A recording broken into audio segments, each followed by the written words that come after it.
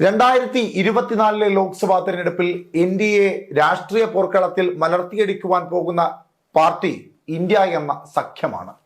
പക്ഷേ ഇന്ത്യ സഖ്യത്തിന് നിലവിലത്തെ അവസ്ഥയിൽ ഇന്ത്യയെ ചെറുത്തുതോൽപ്പിക്കുവാൻ കഴിയുമോ എന്നുള്ളത് വലിയ ഒരു ചോദ്യം തന്നെയാണ്.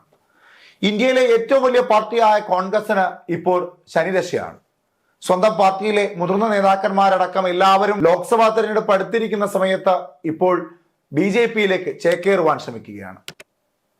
കേരളത്തിൽ പോലും BJP-ക്ക് അത്തരത്തിൽ പല ചലനങ്ങളും നടത്തുവാൻ സാധിച്ചു. കോൺഗ്രസിനോട് അനുഭാവം കാണിച്ചിരുന്ന PC ജോർജ് അടക്കം കോൺഗ്രസിന്റെ ഏറ്റവും മുതിർന്ന നേതാവായ AK ആന്റണിയുടെ മകൻ അനിൽ ആന്റണി അടക്കം BJP-യിലേക്ക് ചേക്കേറി. അത്തരത്തിൽ കേരളത്തിലെ കോൺഗ്രസിൽ നിന്ന് ഇനി ആരൊക്കെ BJP-യിലേക്ക് പോകുമെന്നുള്ളത് ഞെട്ടിക്കുന്ന ഒരു ചോദ്യം തന്നെയാണ്. എന്നിരുന്നാലും കേരളത്തിനേക്കാൾ കൂടുതൽ വടക്കേ ഇന്ത്യയിലാണ് BJP-യിലേക്ക് കോൺഗ്രസിൽ നിന്ന് നേതാക്കന്മാർ പോകുന്നത്. എന്തിനേറെ ഇന്ത്യ എന്ന സഖ്യം രൂപീകരിച്ച നിതീഷ് കുമാർ അടക്കം വീണ്ടും ഇന്ത്യ സഖ്യത്തിൽ നിന്നും BJP-യിലേക്ക് ചേക്കേറി. കമൽനാഥിന്റെ മകനും BJP-യിലേക്ക് പോകുന്നു. അങ്ങനെ നിരവധി മുതിർന്ന നേതാക്കന്മാർ കോൺഗ്രസ് വിട്ട് എവിടേക്കും പോകില്ല, കോൺഗ്രസ് ആണ് തങ്ങളുടെ ഉയിർ, കോൺഗ്രസ് അല്ലാതെ മറ്റൊരു പാർട്ടി ഇനി എന്റെ ജീവശ്വാസത്തിൽ പോലും ഇല്ല എന്ന് പറഞ്ഞ പല കോൺഗ്രസ് നേതാക്കന്മാരും BJP-യിലേക്ക് പോകുന്നു. അതിന്റെ കാരണം എന്താണ്? കോൺഗ്രസ് ദുർബലപ്പെടുന്നത് എവിടെയാണ്? BJP-യെ സംബന്ധിച്ചിടത്തോളം BJP ശക്തി കേന്ദ്രമായി വളർന്നു പടർന്ന് പന്തലിക്കുകയാണ്. തെക്കൻ കേരളത്തിലേക്കും BJP-യുടെ വേരുകൾ ആഴത്തിൽ തന്നെ ഇറങ്ങി വരുന്നുണ്ട്. വോട്ട് ഷെയറുകൾ എല്ലാ ലോക്സഭാ മണ്ഡലങ്ങളിലും എല്ലാ നിയമസഭാ മണ്ഡലങ്ങളിലും വർദ്ധിച്ചു വരുന്നുണ്ട്. ഇന്ത്യയിലെ എല്ലാ സംസ്ഥാനങ്ങളിലും ഹിന്ദു കാർഡുകൾ കൃത്യമായി ഉപയോഗിച്ചുകൊണ്ട് തങ്ങളുടെ അംഗബലം വർദ്ധിപ്പിക്കുവാൻ BJP-ക്ക് സാധ്യമാകുന്നുണ്ട്.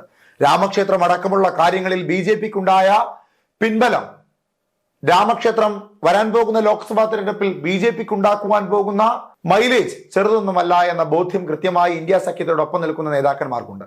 അതിനപ്പുറത്തേക്ക് ഇന്ത്യ സഖ്യത്തിന് തുറന്നു കാണിക്കുവാൻ ഒരു നേതാവില്ല. ഇന്ത്യയുടെ പ്രധാനമന്ത്രി സ്ഥാനാർത്ഥി ഇന്നയാളാണെന്ന് വ്യക്തമായി പറയുവാൻ കഴിയുന്നില്ല.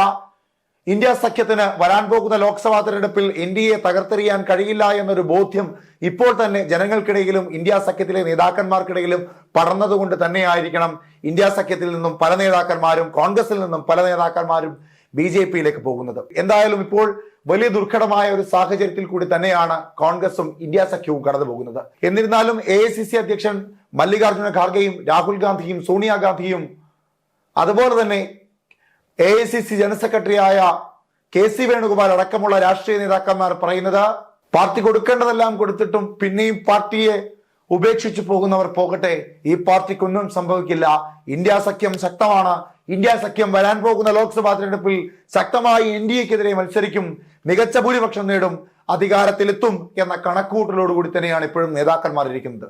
അത് അത്ഭുതകരമായ ഒരു വാർത്ത തന്നെയാണ്.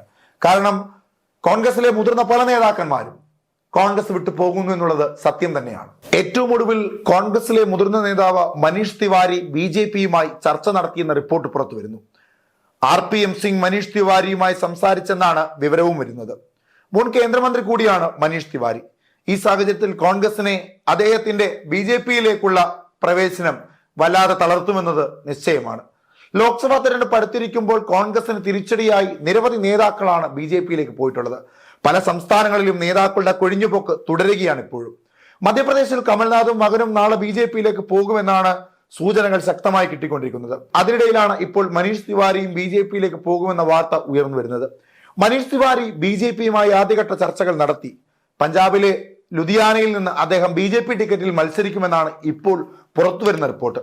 നേരത്തെ കോൺഗ്രസ് വിട്ട് BJP-യിലേക്ക് വന്ന നേതാവാണ് RPM സിംഗ്. അദ്ദേഹം ഇപ്പോൾ UP-യിൽ നിന്നുള്ള രാജ്യസഭ അംഗമാണ്. RPM സിംഗ് മനീഷ് തിവാരിയുമായി ചർച്ച നടത്തിയെന്ന വിവരം പുറത്തു വരുന്നതോടെ കോൺഗ്രസ് കൂടുതൽ ആശങ്കയിലാണ്. എന്നാൽ വാർത്തയെക്കുറിച്ച് പ്രതികരിക്കാൻ മനീഷ് തിവാരി ഇതുവരെ തയ്യാറായിട്ടില്ല. പഞ്ചാബ് കോൺഗ്രസ് മുൻ അധ്യക്ഷൻ നവജോത് സിംഗ് സിന്ധുവും BJP പ്രവേശനത്തിന് ഒരുങ്ങുന്നതായി അഭ്യൂഹം വരുന്നുണ്ട്. സിന്ധുവിന്റെയും 3 MLA-മാരുടെയും BJP പ്രവേശനം അടുത്ത ആഴ്ച ഉണ്ടാവുമെന്ന റിപ്പോർട്ട്. സംസ്ഥാനത്ത് റാലികളും സമാന്തര യോഗങ്ങളും ചേർന്നതിൽ സിന്ധുവിനെതിരെ നടപടി വേണമെന്ന ആവശ്യം ശക്തമായ സാഹചര്യത്തിലാണ് പാർട്ടി വിടാൻ ഒരുങ്ങുന്നതെന്ന റിപ്പോർട്ട് പുറത്തു വരുന്നത്. എന്തായാലും ഇന്ത്യയിലെ ഒട്ടുമിക്ക സംസ്ഥാനങ്ങളിൽ നിന്നും കോൺഗ്രസിന്റെ മുതിർന്ന നേതാക്കന്മാർ BJP-യിലേക്ക് പോകുന്നു എന്ന റിപ്പോർട്ടുകൾ പുറത്തു വരുന്നു. അതൊരു പക്ഷേ കോൺഗ്രസിനെ ദുർബലപ്പെടുത്തുവാനുള്ള കിംവദന്തിയാണെന്നും പടച്ചുവിട്ട വാർത്തകളാണെന്നും പറയുന്ന കോൺഗ്രസ്സുകാരുണ്ട്. പക്ഷേ കൊഴിഞ്ഞു പോകുന്നു എന്നുള്ളത് സത്യാവസ്ഥ തന്നെയാണ്. എന്തായാലും ഇന്ത്യ സഖ്യത്തിൽ നിന്നുള്ള നേതാക്കന്മാരുടെ കൊഴിഞ്ഞുപോക്ക് ഇന്ത്യ സഖ്യത്തെ എത്തരത്തിൽ ബാധിക്കുമെന്നുള്ളത് വരാൻ പോകുന്ന ലോക്സഭാ തിരഞ്ഞെടുപ്പിൽ ഇന്ത്യ സഖ്യം എത്രമാത്രം പിടിച്ചു നിൽക്കും എന്ന ചോദ്യത്തോട് ചേർന്ന് നിൽക്കുന്നത് തന്നെയാണ്.